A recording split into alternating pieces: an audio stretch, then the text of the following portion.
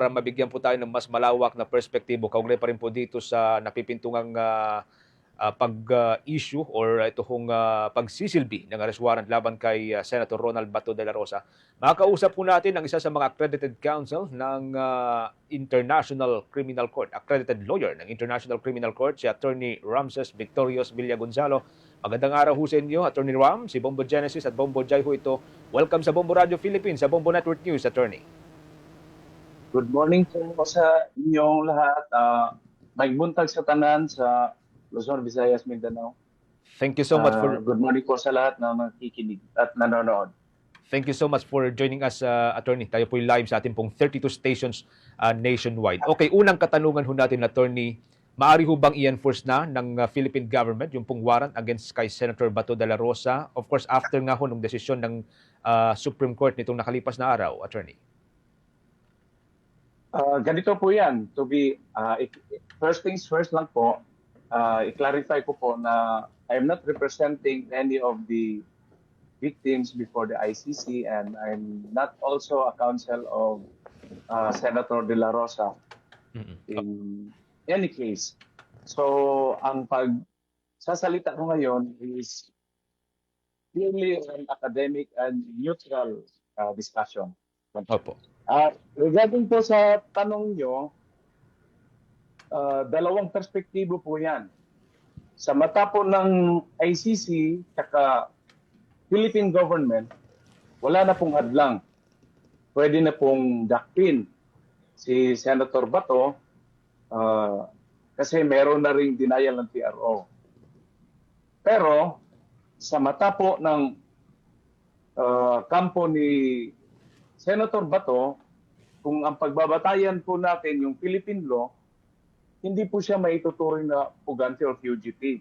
Kasi there's no warrant of arrest issued against him by the local courts. Pero kung titignan din natin, fugitive siya sa mata ng ICC or fugitive siya sa mata ng Philippine law, it does not matter ngayon kasi ang uhuli sa kanya, pareho lang. NBI, PNP na sakop ng Philippine Interpol Station.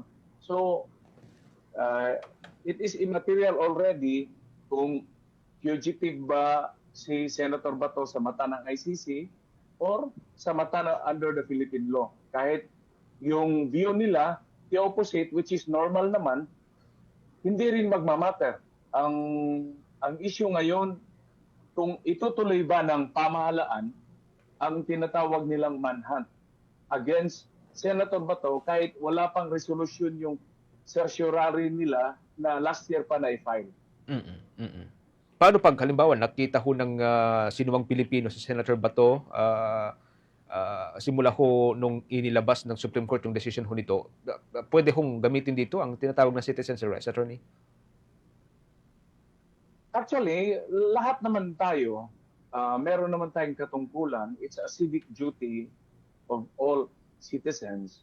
Pag, yun nga, merong valid warrant of arrest, pwede tayong makatulong, not necessarily na tayo ang maghuhuli talaga sa kanya. So perhaps the people can coordinate with the law enforcement authorities. But specifically on the matter whether or not pwede ba tayong mag-act via citizen's arrest, theoretically pwede, but realistically, I don't know if one can do it. Medyo hypothetical question, Attorney. Halimbawa, maglabas ang Executive Department ng patong sa ulo para sa pagkaka-aresto ni Senator Bato. Unang katanungan, will this be legal considering na hindi na ho tayo member ng International Criminal Court, Attorney? Anyway, offer of rewards for capture of a fugitive has always been an executive tool. Okay. Legal naman po yan. O wala pong problema niyan. Even if yung arrest ay galing po sa isang international organization which is hindi na technically member ang Philippines. Yes, pero yun din naman, we will go back to the Rome Statute na kahit nag-withdraw na po, Opo. meron pa rin pong obligasyon ang dating miyembro na ipatupad yung mga prosesong ganyan. Okay. Another hypothetical question, paano kapag maaresto po si Senator Bato? No? Kasi ang minemaintain pa rin po sa ngayon ng kanyang mga counsels that hindi pa po nare-resolve yung main issue doon po sa may Supreme Court, which is yun yung kailangan ba ng local intervention doon or ng local judicial authority para doon sa warrant of arrest laban kay Senator Ronald Bato de la Rosa. So since hindi pa po na re-resolve yun, and in case na maaresto si Senator Bato, pwede pang questionin ito ng kanyang kampo doon sa Supreme Court, or I mean, pwede pang questionin yung kanyang pagka-aresto doon sa Supreme Court, attorney. Ganito po yan, sir. Ito yung ilang beses ko na pong binasa at pinag-aralan. It's a clash of laws. Opo. Actually, it's a clash between Article 59 ng Rome Statute as against Section 17 ng RA 9851. Ganito po yan. Dalawang possible scenario po yan. Yung unang scenario po, para actually on both laws that I mentioned, dapat mahuli muna ang nasasakdal. Not necessarily Senator Bato. It applies to everyone because this is an academic discussion. Halimbawa, nahuli na yung isang nasasakdal na merong warrant of arrest galing ICC. Pero Filipino siya, ha? He could be anyone. Ganito yan. Pag ginamit yung Article 59, which is yan mismo ang gustong sandalan ng akusado, given na yan na nahuli siya. Pag nag-invoke ng Article 59, sabi dito, a person arrested shall be brought promptly before competent judicial authority. Dadalin agad yan na halimbawa, ito hypothetical, nahuli na si Senator Bato ng NBI at PNP. Ang gagawin ng Interpol Philippines, composed of NBI and PNP, dadalhin nila yan sa pinakamalapit na RTC. And then, doon po yan, hindi po kailangan ng warrant of arrest ng RTC. Bakit? Ang sabi lang naman ng Rome Statute sa paragraph number 2 nung Article 59, a person arrested shall be brought promptly before the competent judicial authority in the custodial state, which shall determine in accordance with the law of that state that a warrant applies to that person. Second, the person has been arrested in accordance with the proper process.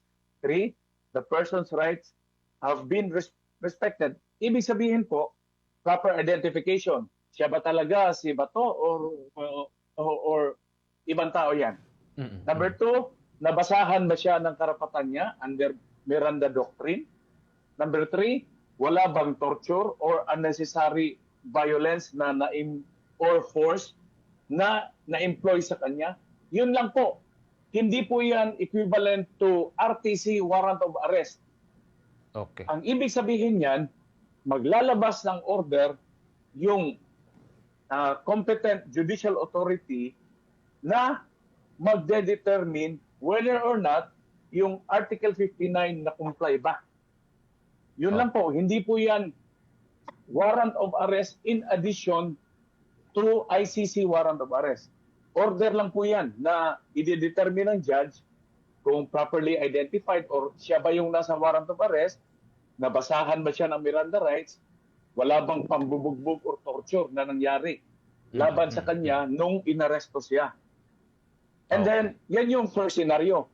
Yung second scenario po, di ba, dapat para mag-operate yan, may nahuli na. Ito po yung sinasandalan ng OSG at saka ng Philippine government. Ito po yung Section 17 po ng RA 9851. Yung second paragraph po dyan, if you allow me, meron po dyan, in the interest of justice, etc. And then the second sentence, instead, the authorities may surrender or extradite suspected or accused persons in the Philippines to the appropriate international court, if any, or to another state. Ito po yung dulo or kulatilya na malamang nalingat yung mga ibang kasamahan nating abogado o mga eksperto. Ito, meron pa po yung buntot or kulatilya po kung tatawagin. Pursuant to the applicable extradition laws and treaties. Sa pag-analyze ko po, itong sinasabi po dito na pursuant to applicable extradition laws and treaties, yung treaties na word dyan, papasok po yung Rome Statute. Meaning, pag in-invoke po yan ng OSG, tsaka Philippine government, magpipingpong po yan, babalik po yan sa Article 59. Meaning, dadalin talaga dapat si Senator Bato doon sa RTC. Yun yung tinatawag namin sa law school or sa private international law, sa conflict of laws po, yung Renvoi Doctrine. Ibig sabihin nun na kung dito sa Article 59, dapat yan yung sundan natin, pero meron palang conflict yung isang law, yung domestic law natin na nagsasabi sa Section 17 na pwede na siyang mahuli. Pero yung Section 17 may buntot pala na pursuant to the applicable extradition laws and treaties, yun yung sinasabi kong kulatilya na magre-refer back to Article 59. Yun yung Renvoi Doctrine. Papasok po yung Renvoi Doctrine na ang epekto po niyan, dapat kung mahuli na nila si Senator Bato, in either scenario 1 o scenario 2, dapat dadalin pa rin sa RTC. Okay. Yun po ang analysis ko dyan. Okay. Thank you sa napakalinaw na explanation, Attorney. Bombo Jai, with your follow-up kay Attorney. So, Attorney, if Senator Bato de la Rosa is arrested, okay, he can be sent immediately na sa The Hague, tulad ng nangyari kay former President Duterte. The question here is, mayroong bang remedy ang kanyang kampo para pigilan ang pagbiyahe nito sa kanya? Ganito po yan. Kung sino yung mas mabilis gumalaw, mas mabilis ba yung OSG or gobyerno na i-dunk siya doon sa waiting jet? Or mas mabilis ba yung legal team niya na takbo agad sa Supreme Court na Mr. Supreme Court, pahingi po ng TRO, pigilan niyo po yung jet. Yun yung tanong dyan. It's a matter of practical movements po ngayon. Kasi pag nailipad na po yan, for lack of better description, wala na pong epekto po kung anumang ruling ng Supreme Court natin sa ICC because they are distinctively independent with each other. Neither one can control or dictate the other. Yun nga po, I repeat, pabilisan po ng galaw yan. Pwede po yung mangyari yung scenario po, ma'am, na sinabi nyo, na huhulihin na, dadali na doon, ano pa ba yung remedy? Depende po yan. Kung hindi pa nailipad, na merong PRO na pipigilan ng Estado at OSG at Interpol ng Supreme Court na huwag niyong dalin yan sa Hague, pwede pa. Pero kung nailipad na, and then kapafile pa lang, hindi pa nga nabigyan ng preliminary order, ando na sa The Hague, useless na po yan. Wala na.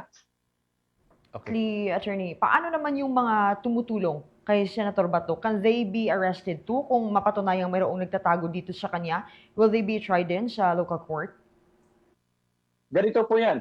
Insofar as the ICC warrant of arrest implementation, sa mata ng ICC po, pwede pong idemanda yung mga taong sa tingin ng ICC prosecutor nakatulong sa pagtakas o sa pag-evade ng service of warrant.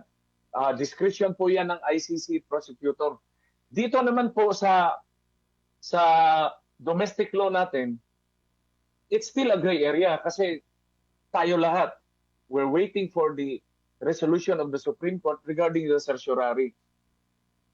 In the event na pag sinabi ng Supreme Court, assuming lang na panalo si Senator Bato kahit ando na siya sa The Hague,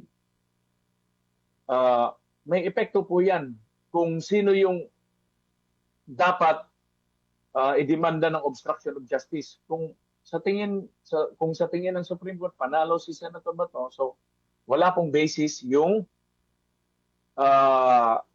possible charges for obstruction of justice. Yun Thank po. you so much. Thank you so much, Attorney. Bombo Jen? Okay. Attorney, thank you so much again for joining us sa Bombo Radio Philippines, sa Bombo Network News. Hanggang sa mga susunod habang nagpo-progress. Ito pong issue surrounding itong International Criminal Court warrant kay Senator Bato. Maraming salamat. Ingat-ingat po kayo, Attorney. You're welcome po. Thank you po sa lahat na nakinig at nanood. Thank you so much, Attorney. Si Attorney Ramses Victorios Villa Gonzalo, mga kabombo, isa po sa mga accredited counsel ng International Criminal Court. For the most trusted source of news and information, visit our website at www.bomboradio.com. Follow us on Bombo Radio mobile app, Facebook, YouTube, TikTok, and X, formerly Twitter.